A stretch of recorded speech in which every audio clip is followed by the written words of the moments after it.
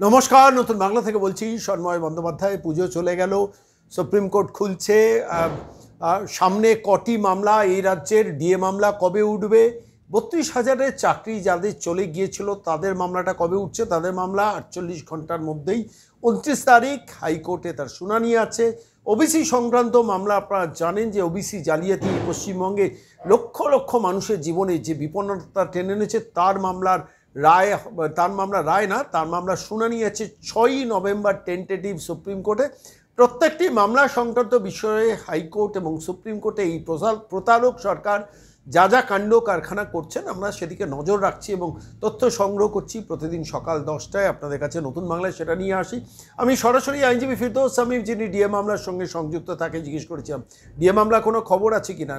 খবর শেষ যা পেয়েছিলাম, মলয় মুখোপাধ্যায় বলেছিলেন যে মঙ্গলবার দিন 28 তারিখ একটা কজ লিস্ট বেরোতে পারে, যেখানে পরের 3 দিনের মধ্যে ডিএ মামলা থাকতে পারে অথবা নাও থাকতে পারে। সেক্ষেত্রে দাঁড়িয়ে নভেম্বর মাসের শুরু থেকে আবার দিন গোনা শুরু হবে। কিন্তু 32,000 যারা চাকরি করছেন প্রাথমিকের শিক্ষক, তাদের কি হবে সেইটা নিয়ে আমি ফিরদৌস সামিমের সঙ্গে গতকাল অনেকক্ষণ আলোচনা করছিলাম। সবে তিনি ওই 32,000 চাকরি সংক্রান্ত মামলার কনফারেন্স থেকে উঠেছেন, তারপরই তার সঙ্গে আমার আলোচনা হলো এবং সেই আলোচনা আমার পরিষ্কার আমি তাকে জানতে চেয়েছিলাম যে দেখুন, 25,753 জনের যে চাকরি চলে গেছে 9, 10, 11, 12-এ, তাদের ক্ষেত্রে তো 17 রকমের দুর্নীতি আইডেন্টিফাইড হয়েছিল। কিন্তু যে 42,000-এর প্রাথমিকের মধ্যে 32,000-এর চাকরির ব্যাপারে কলকাতা হাইকোর্ট বলে দিয়েছিল এদের চাকরি থাকবে না, তাদের চাকরি বাঁচানোর জন্য মামলাটি সুপ্রিম কোর্ট হয়ে হাইকোর্টে এসছে, তাদের ক্ষেত্রে কত রকমের দুর্নীতি আছে। তো পরিষ্কার বললেন ফিরদৌস, 17 রকম নয়, এক্ষেত্রে আরও বেশি সংখ্যক দুর্নীতি আছে। অবশ্যই সেটা আদালতের প্রত্যেক দিন শুনানি, যে শুনানিগুলো জাস্টিস তপব্রত চক্রবর্তীর বেঞ্চে হচ্ছে, সেটা আমি শুনছি। 29 তারিখ বুধবার তার পরবর্তী শুনানি আছে, সেদিকে নজর থাকবে। আর এই মুহূর্তে চলুন আমরা নতুন বাংলায় আইনজীবী ফিরদৌস শামীম এই সংক্রান্ত ব্যাপারে আমাদের কি ব্রিফ করেছেন। ফিরদৌস স্যার নমস্কার, সন্ময় বলছি। নমস্কার, বলুন। বলছি, ডিএ মামলার রায় কবে? কিসে মামলা রায় কবে তো নিশ্চিত বলা যায় না, তবে যে কোনো সময় হতে পারে। আচ্ছা, 32,000 চাকরির প্রার্থী যাদের চাকরি চলে যাওয়া ফাইনাল করে দিয়েছিল হাইকোর্ট, সেই মামলাটা শেষ পর্যন্ত সুপ্রিম কোর্ট হয়ে হাইকোর্টে ফিরে এসছে, তার একদম শুনানি নেক্সট কতদিন বাদে? আগামী 29 তারিখ পরবর্তী শুনানি। মানে আমরা 24 ঘন্টা বাদেই 32,000 চাকরি মামলার শুনানি, তাই তো? একদম এবং 29 তারিখ। সম্ভবত আমি যতদূর জানি আইনজীবী সিনিয়র অ্যাডভোকেট বিকাশ রঞ্জন ভট্টাচার্য তিনি তার বক্তব্য পেশ হ্যাঁ, আমরা করবেন। এর আগের দিন বলেছি, আবার এই পরের দিন অর্থাৎ 29 তারিখও আমরা এই সাবমিশন রাখবো। আমাদের যা বাকি রয়েছে, যে সাবমিশনের যে অংশটুকু, সেই অংশটুকু এর নিশ্চিতভাবে আমরা এর ব্যাপারে মানে এই আদালতের সওয়ালের ব্যাপারে আপনাদের নিজস্ব যে ইন্টারনাল একদম কনফারেন্স, সেগুলো একদম হয়ে গেছে? হ্যাঁ, অবশ্যই। সেগুলো হয়ে গেছে। আচ্ছা, একটা কথা বলুন, বাংলার মানুষকে ভুলিয়ে দেওয়ার চেষ্টা হচ্ছে তো, যে মূল ইস্যুগুলো থেকে ভুলিয়ে দেওয়ার চেষ্টা হচ্ছে।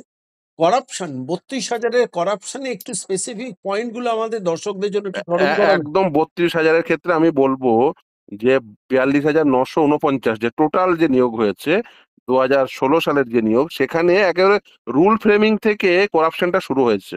মানে রুল ফ্রেমিং এমন ভাবে করা হয়েছে যাতে করাপশন হয় আর কি। এবং এই যে ডিপিএসসি নেই এটা জেনেই, মানে অ্যাপয়েন্টিং অথরিটি চেয়ারম্যান ডিপিএসসি হবে, সেখান থেকে শুরু করে একেবারে যে সংস্থাকে দায়িত্ব দেওয়া হয়েছিল এই সিলেকশন প্রসেস কন্ডাক্ট করানোর, আইনে বলা আছে যে সিলেকশন কমিটি তারা অনলাইন অ্যাপ্লিকেশন ভেরিফিকেশন করবে, কিন্তু অ্যাকচুয়ালি করেছে এই এস বাসুরায়ান কোম্পানি। বেসিক্যালি তাদের তো করার কথা নয়, কিন্তু এই সে শুধুমাত্র একটি সংস্থা, চার্টার্ড অ্যাকাউন্টেন্ট ফার্ম, তারা ওই টেট 2014 ভালো করে কন্ডাক্ট করেছে বলে কোনো টেন্ডার ছাড়াই শুধুমাত্র তারাই সিলেকশন প্রসেসের ওই পুরো প্রসেসটি কমপ্লিট করবে, তার টেন্ডার পেয়ে গেল। এই পদ্ধতিটি আসলে ত্রুটিযুক্ত। এবং যেভাবে এসএসসির ক্ষেত্রে দেখেছেন, একটা কোম্পানিকে নিয়ে এসে, নাইসা বলে একটা কোম্পানিকে নিয়ে এসে এই করাপশন করিয়েছে, একই ফর্মুলায় এখানেও হয়েছে। এবং সেখানে বিভিন্ন রকম দুর্নীতি। তারা টেট 2014 এই যে কোনো হার্ড কপি রাখেনি, কোনো মিরর ইমেজ রাখেনি, যারা লেস মেরিটোরিয়াস ক্যান্ডিডেট তাদের চাকরি দিয়েছে, ইভেন পার্টিসিপেট করেনি তাদের চাকরি দিয়েছে। Even West Bengal board of primary education তারা নিজেরাই অ্যাকসেপ্ট করে নিয়েছে যে 94 জনের ক্ষেত্রে অন্তত পক্ষে যে ইললিগাল অ্যাপয়েন্টমেন্ট হয়েছে। ফলে এই যে অ্যাপয়েন্টমেন্টের ইললিগালিটিস রয়েছে, এটা খুব পরিষ্কার। এখন প্রশ্ন হচ্ছে যে আগামী দিনে কি হতে চলেছে। দেখুন, যারা ইন্টারভিউয়ার, যারা যাদের অন ওথ স্টেটমেন্ট দিয়েছেন, তারাই পরিষ্কার করে দিয়েছেন যে আসলে কি হয়েছে। এই যে ইন্টারভিউ নেওয়া থেকে শুরু করে অ্যাপটিটিউড টেস্ট, এই যে তাদের সেই সম্পর্কে সঠিক ধারণাই ছিল না। এবার প্রশ্ন আসবে যে যারা এই মামলা করেছে তারাও তো সেইখানে পার্টিসিপেট করেছিল। হ্যাঁ, করেছিল, কিন্তু তাদের তো একটা মানে প্রথমে তাদের একটা ধারণা ছিল যে একটি সংস্থা, আর্টিকেল 12 অথরিটি, তারা স্বচ্ছতার সঙ্গে নিয়োগ করবে। এসএমএস এর মাধ্যম দিয়ে নিয়োগ হয়ে গেল, কোনো মেরিট লিস্ট প্রকাশ হলো না। এখনো পর্যন্ত, আজকের দিন পর্যন্ত কোথাও আপনি প্যানেল চাইলে পাবেন না। যে প্যানেলটি কোথায় রয়েছে?